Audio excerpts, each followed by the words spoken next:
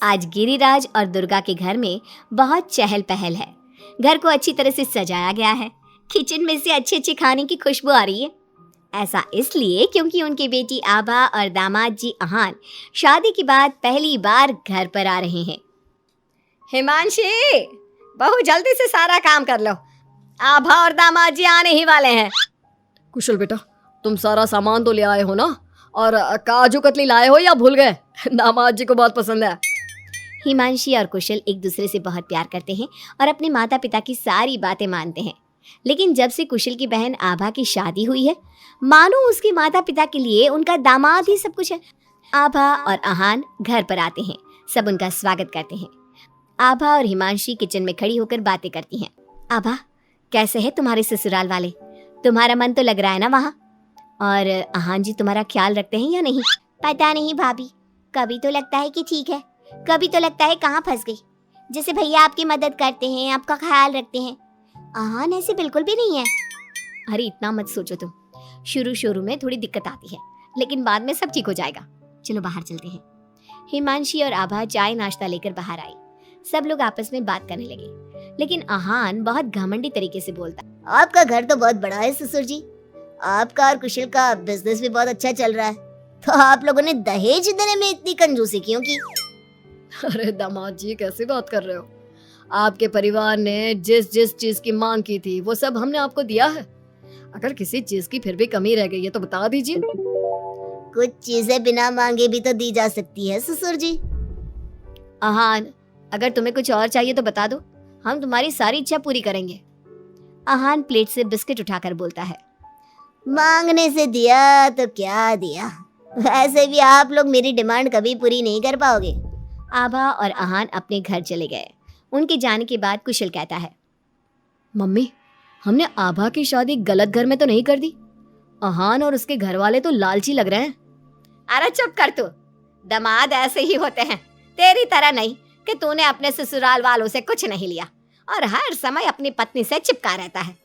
Office से थका हारा आता है और अपनी पत्नी के साथ घर के कामों में मदद करता है। मम्मी, दहेज लेना तो गलत बात है ना, और हमारे पास किस चीज की कमी है? मैं अगर हिमांशी का घर के काम में हाथ बटाता हूँ तो वो भी मेरा ऑफिस का बहुत सारा काम करती है। इसमें बुरा क्या है? पति पत्नी को एक दूसरे की मदद करनी चाहिए। बेटा, किसी चीज की कमी तो अहान के घर पर भी नहीं है, लेकिन फिर भी हमने उसे दहेज दिया ना। ना केवल दहेज दिया बल्कि उनकी जो भी डिमांड थी वो सारी पूरी की। और उसने क्या किया? आपके और मम्मी के सामने ताने सुनाकर चला गया। आप दोनों को इससे दुख होगा। अहान ने इसका बिल्कुल ख्याल नहीं किया। बेचारी आभा का तो चेहरा देखने लायक था। कितनी शर्मिंदा हो रही थी वो अपने पति की बातों से।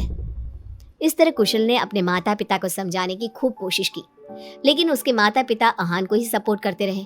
और करते भी क्यों ना, हमारे समाज ने दामाद का रुतबा बहुत ऊंचे स्थान पर रखा है, चाहे फिर उनकी सोच कितनी भी नीची क्यों ना हो। इसी तरह से कई दिन बीत गए और एक दिन आभा अपने घर पर रोती हुई आई। अरे आभा, तुम रो क्यों रही हो? और ये तुम्हारे चेहरे पर निशान कैसे? आभा लगातार रोए जा रही थी। अरे बता मेरी बच्ची, क्या हुआ है तुझे? मत रो इस तरह, मेरा तो दिल बैठा जा रहा है। क्या हुआ है बेटा? हिमांशी और दुर्गा के बार बार पूछने पर आभा ने बताया, मम्मी, मुझे अहान ने बहुत मारा है। क्या? दामाद जी ने तुझ पर हाथ उठाया? लेकिन क्यों? वो रोज शराब पी कर आते हैं और मुझे मारते हैं, लेकिन आज तो उन्होंने हद ही कर दी। क्या? अहान जी शराब पीते? ये बात तो उनके घर वालों ने बताई नहीं थी। अरे कौन अपने बच्चों की कमियां बताता है? आने दे तेरे पापा को, वही बात करेंगे अहान और उसके घर वालों से। शाम को जब गिरिराज और कुशल घर पर आए तो उन्हें आभा का चेहरा देखकर बहुत गुस्सा आया, लेकिन वो करती भी क्या? आखिर अहान घर का दामाद है। पर आभा के चेहरे पर चोट के निशान देखकर कुशल से चुप नहीं रहा गया। कुशल ने फोन करके अहान से बात की। अहान, तुम्हारी हिम्मत कैसे हुई मेरी बहन पर हाथ उठाने की? तुम्हारी बहन घर में किसी की बात नहीं सुनती, जो उसके मन में आता है वही करती है। अब तुम ही बताओ, मैं कैसे चुप बैठ सकता हूँ? अगर वो किसी की बात नहीं सुनेगी तो तुम उस पर हाथ उठाओगे? मैं तुम्हारी तरह नहीं कि अपनी पत्नी के पीछे पीछे घूमता रहूं। अगर तुम्हारी बहन जरा भी टेढ़ी चली ना तो मैं उसे इसी तरह से मारूंगा। ये बोलकर अहान ने फोन काट दिया। ये सुनकर कुशल को बहुत गुस्सा आया कुशल ने कहा। अब आभा अपने ससुराल नहीं जाएगी। आपने उसकी शादी गलत इंसान से कर दी। वो आदमी आभा के लायक ही नहीं है। अरे पागल हो गया है क्या? अपनी शादीशुदा बहन को घर पर बिठाएगा? लोग क्या कहेंगे? मम्मी, आपको अपनी बेटी की चिंता है या लोगों की? आहान हमारा दामाद है और घर में छोटे मोटे झगड़े तो होते ही रहते हैं।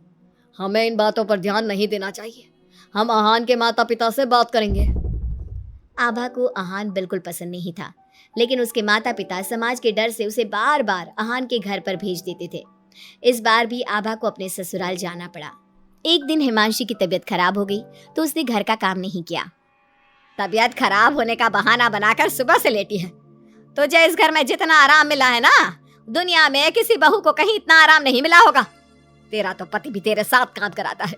देख मेरी आभा को, बेचारी कितना पिटती है अपने पति से और सारे घर का काम खुद ही करती है। शाम को जब कुशल घर आता है तो हिमांशी उसे सारी बात बताती है। तुम मम्मी की बात का बुरा मत माना करो। मम्मी चाहती है कि मैं उनके निकम्मे दामाद की तरह बन जाऊं, जो अपनी पत्नी की बिल्कुल भी इज्जत नहीं करता, लेकिन मैं ऐसा नहीं बन सकता। कुशल ने हिमांशी का बहुत ख्याल रखा और वो जल्दी ही ठीक हो गई। वहीं आहान आभा के साथ बहुत बुरा बर्ताव करता था। आभा के माता पिता ना तो आभा की बात सुनते और ना ही कुशल की। एक दिन आहान किसी काम के सिलसिले में शहर से बाहर गया हुआ था। वो जिस होटल में रुका था वहां उसे आहान दिखा। अरे ये तो आहान लग रहा है, मगर इसके साथ ये लड़की कौन है? कुशल ने वहां कुछ लोगों से पूछताछ की तो उन्होंने बताया, ये तो अक्सर इस होटल में अलग अलग लड़कियों के साथ आते हैं, लेकिन आप ये सब क्यों पूछ रहे हो? कुशल बिना कुछ बोले वहां से चला जाता है और घर आकर सभी को ये बात बताता है, लेकिन उसके माता पिता को तो इस बात से भी कोई फर्क नहीं पड़ा। अरे बेटा, इस बात को यहीं खत्म कर दो। हम आहान से क्या कह सकते हैं, आखिर वो हमारे घर का दामाद है। बेटा देख, ये बात ना आभा को मत बताना, नहीं तो उसे बहुत बुरा लगेगा। आप दोनों किस मिट्टी के बने हैं? दामाद दामाद कहकर आपने उसे सर पर चढ़ा दिया। मैं आपकी बहू के साथ अच्छा बर्ताव करता हूँ तो आप मुझे झोरू का गुलाम कहते, और आहान आपकी बेटी को जानवर की तरह पीटता है, आप तब भी उससे बात करने की हिम्मत नहीं करते। आप लोग बेटे और दामाद में इतना फर्क क्यों करते हो? बेटा, दामाद को तो सर का ताज समझा जाता है, हमेशा से ऐसा ही चलता आया है। अरे हमारे समाज ने ऐसे ही नियम बनाए हैं। चाहे वो आपकी बेटी के साथ कैसा भी बर्ताव करे, उसे जानवरों की तरह मारे पीटे। मम्मी, ये पुराने जमाने की बातें हैं। आजकल कोई पढ़ी लिखी लड़की इतना नहीं पीट रही जितनी हमारी आभा पीट रही है, वो भी सिर्फ आप दोनों की वजह से। मैं आज ही उसके ससुराल जाकर उसे सारी बात बता दूंगा और आखिरी फैसला उसका होगा। कुशल और हिमांशी आभा के पास जाकर उसे आहान की सारी सच्चाई बता देते हैं। आभा अपने भाई के साथ आ जाती है। घर आकर वो अपने पति को तलाक के पेपर भेजती है। हालांकि गिरिराज और दुर्गा अभी भी अपने दामाद के साथ है और तलाक के खिलाफ। उनको अभी भी समाज की चिंता है, बेटी की नहीं।